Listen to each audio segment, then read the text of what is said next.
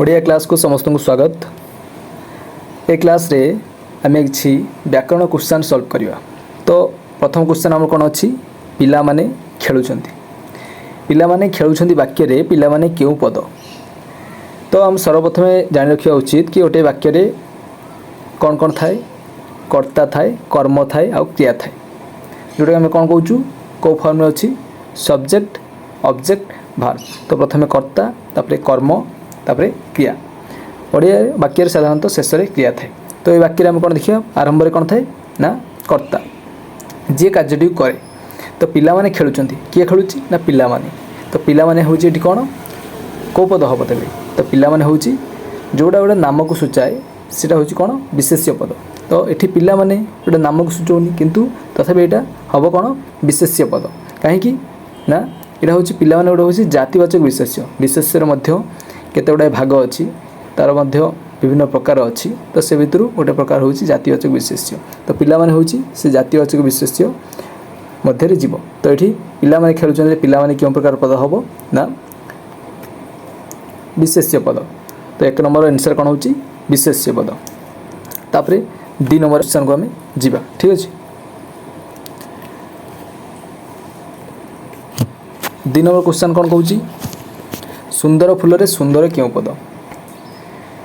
जो पद जदि गोटे पद अन्य एक पदर गुण को वर्णना करुच्ची अन्य एक पद विषय किसी कहूँ तेबे से साधारणतः से पदटी को विषयित करुच्ची से पद को वर्णना करुच्ची। तो से क्षेत्र में 2 प्रकार विशेषण थाए गोटे क्रिया विशेषण गोटे कर्ता विशेषण। जोटा आम साधारणतः विशेषण गोटे कहूँ सुंदर फूलर कौन गोटे गुण को ता विषय किसी वर्णना करुच्ची। तेबे गोटे पद जो अन्य गोटे पद विषय किसी कहूँ तो से साधारणतः कौन हम विशेषण पद। तो 2 नंबर आंसर कौन हम सुंदर पदर कौन हम गोटे विशेषण पद।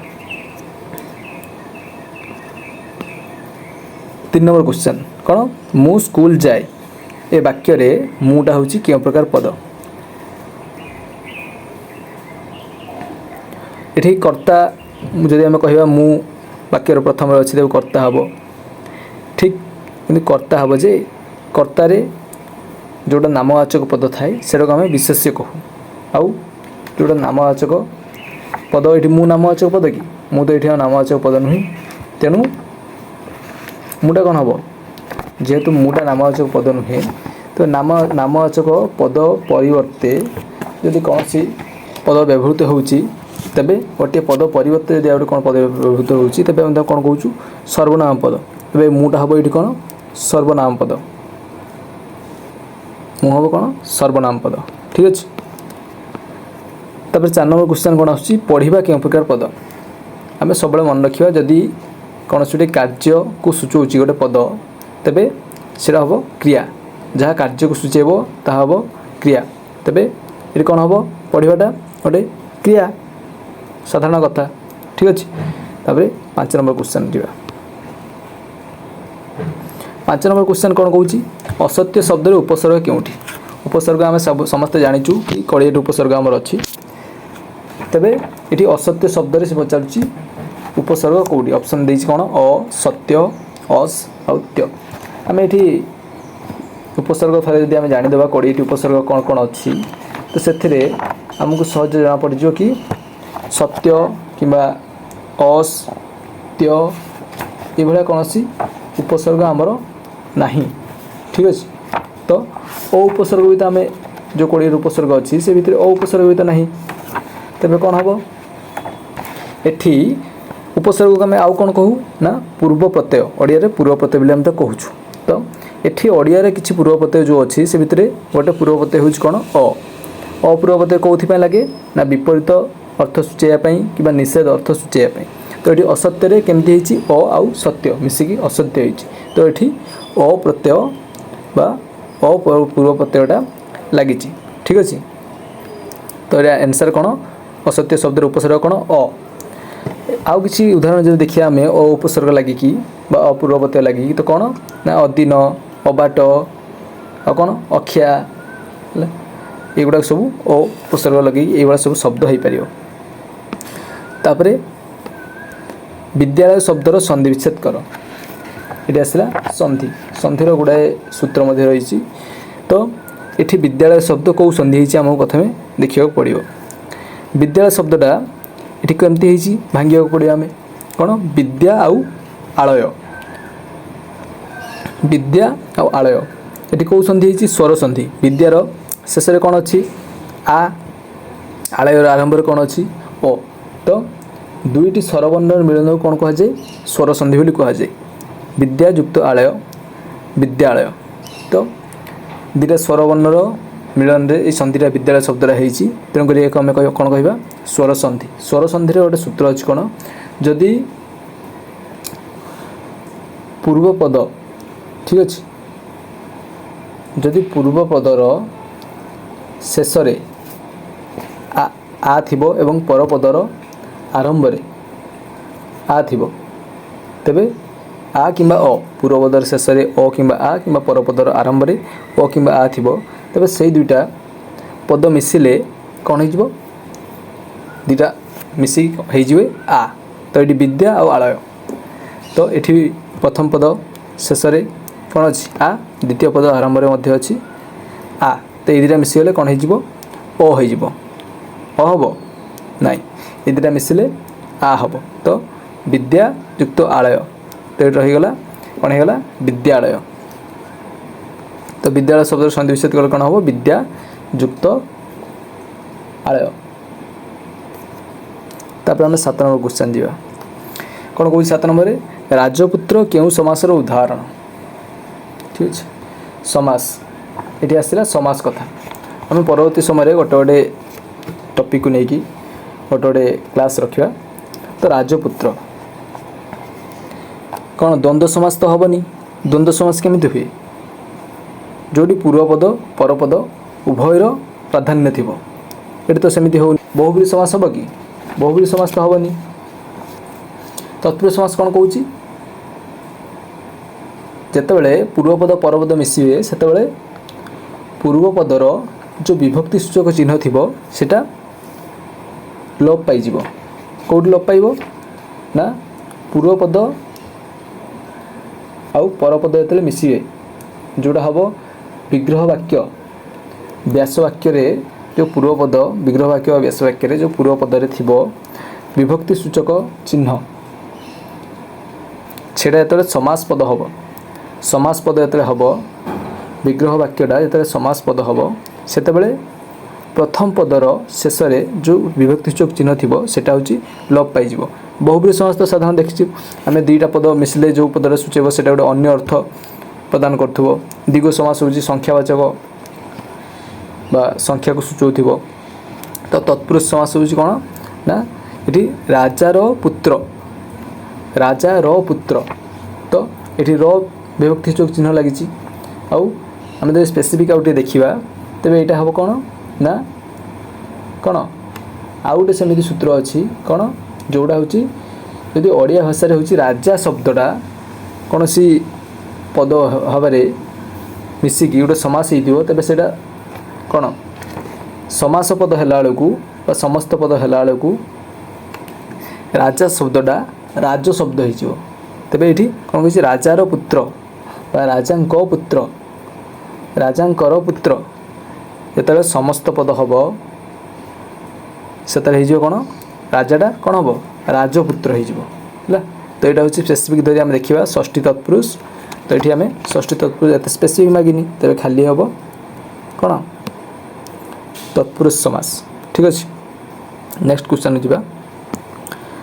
ଯେ ଦେଶକୁ ଭଲ ପାଏ, ଏଇଟା ହେଉଛି ଏକ ପଦରେ ପରିଣତ କରିବାର ଏକ ପଦୀକରଣ, ଗୋଟେ ବାକ୍ୟକୁ ଏକ ପଦରେ ପରିଣତ କରିବାର। ତ ଯେ ଦେଶକୁ ଭଲ ପାଏ ସିଏ କ'ଣ ଦେଶୀ ତ ହେବନି, ଦେଶୀୟ ହେବନି, ଦେଶଦ୍ରୋହୀ ହେବ କି, ଯେ ଦେଶକୁ ଭଲ ପାଏ ସେ ଦେଶଦ୍ରୋହୀ ହେଇପାରିବ କି, ସେମିତି ହେବନି। ତ ଯେ ଦେଶକୁ ଭଲ ପାଏ ଏଇଟା ହେଉଛି ସାଧାରଣତଃ ହେଇଯିବ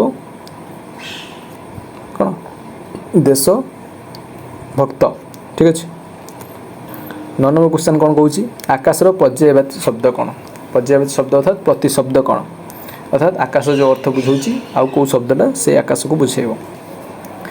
ଅପସନ୍ ଏରେ କ'ଣ ଦେଇଛି ଧରଣୀ, ଧରଣୀ ବୁଝେଇବ କି, ଧରଣୀ ମାନେ ମାଟି, ମାଟି ଆକାଶ ଦୁଇଟା ଭିନ୍ନ ଭିନ୍ନ କଥା ହେଇଗଲା। ଆଉ ଅପସନ୍ बी देइछि गगन गगन कहले भी आम आकाश को बुझाऊँ ठीक अच्छे गगन कहले भी आकाश को बुझाए सागर कहले तो समुद्र बुझुची आउ पवन कहले साधारण जना पड़ी तेज गगन शब्दटा हूँ आकाशर पर्यायवाची शब्द तेज 9 नंबर आंसर कौन 9 नंबर आंसर कौन गगन ठीक अच्छे 10 नंबर सुखर विपरीत शब्द कौन सुखर विपरीत कौन हम आनंद हूँ सुख सुख जहाँ आनंद सुख हेले आनंद शांति हस एगुड़ा सब तार गोटे प्रकार समपर्यायवाची हो जाऊँगी तेणुक सुखर विपरीत कौन हम जड़े सुखरे अच्छे तो कौन हम साधारणतः जड़े दुखरे अच्छी तो 10 नंबर आंसर कौन सुखर विपरीत शब्द दुख ठीक अच्छे 11 जे अधिक कथा कहे कौन सी कौन मौनी हो पार धीर हो पार शांत हो पार ना तो जे अधिक कथा कहे सी हूँ बाचाल 11 आंसर कौन ए बाचाल कौन कौच 12 नंबर क्वेश्चन ना माँ शब्दर बहुवचन कौन बहुवचन निर्णय कर विभक्ति मानकर भूमिका मध्य रही तो माँ शब्दर ऑप्शन ए कौन देती माने या सुचुच कि या तो नुहे ये किसी विभक्ति लगी पारानी माँ विभक्ति लगी भी एटा एक वचन ही लगुच माँ को ये भी एक वचन लगुच तेज कौन हम ये माँ माने तो माँ बहुवचन कौन माँ शब्दर बहुवचन ये माँ माने हम ठीक अच्छे तो 13 नंबर क्वेश्चन को जावा से भल पढ़े बाकी भल क्यों पद पूर्व आम गोटे क्वेश्चन देखिले विशेषण उपर थिला तो ये से भल पढ़े कौन करुच्ची ना पढ़िबार क्रियार पूर्वर अच्छी कौन भल तो ये से क्रिया को कौन करुच्ची विशेषण करुच्ची क्रिया संबंध में किसी कहूँ तो कौन हम क्रिया विशेषण ठीक अच्छे क्रिया संबंध में जहाँ किसी कहे जो पद से कौन हम क्रिया विशेषण 13 नंबर आंसर होची ए क्रिया विशेषण जदि वर्षा हुए तबे मु जीवी यह क्यों प्रकार वाक्य सरल वाक्य कौन जोटे गोटे कर्ता थी गोटाए समापिका क्रिया थी सी हूँ सरल वाक्य आउ यौगिक वाक्य कौन यौगिक वाक्य गोटे संजयक अवय थी ठीक अच्छे दीटा सरल वाक्य हो गोटे संजयक अवय दीटा को मिस थी सी हूँ यौगिक वाक्य जटिल वाक्य कौन जटिल वाक्य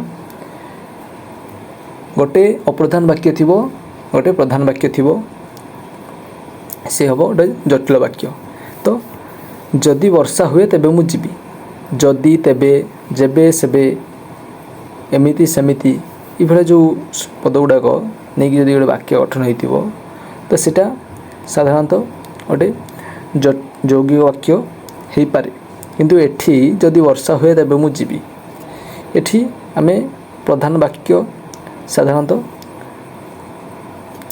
दृष्टिगोचर हेउना ठीक अच्छे तेणुक यहाँ कौन हम ना मिश्र वाक्य 14 नंबर कौन ना सी मिश्र वाक्य 15 नंबर फूल शब्द लिंग कौन जो शब्दटा गोटे पुरुष को सूचाए तो सेटा हम पुल्लिंग जोड़ा गोटे स्त्री जोड़ा स्त्री जातीय प्राणी को बुझेब से स्त्रीलिंग आउ जोड़ा उभय को बुझेब से उभय लिंग जोटा कौन कर पुरुष कि स्त्री ये उभय को बुझाऊ न से कौन हम क्लेबलिंग ठीक अच्छे तो ये फूलटा पुरुष को बुझाऊनी कि स्त्री को बुझाऊनी तेज कौन हम यार आंसर फूल शब्दटा हम ऑप्शन सी क्लीबलिंग ठीक अच्छे तो ये हम आंसर 15 नंबर फूल हूँ क्लीबलिंग।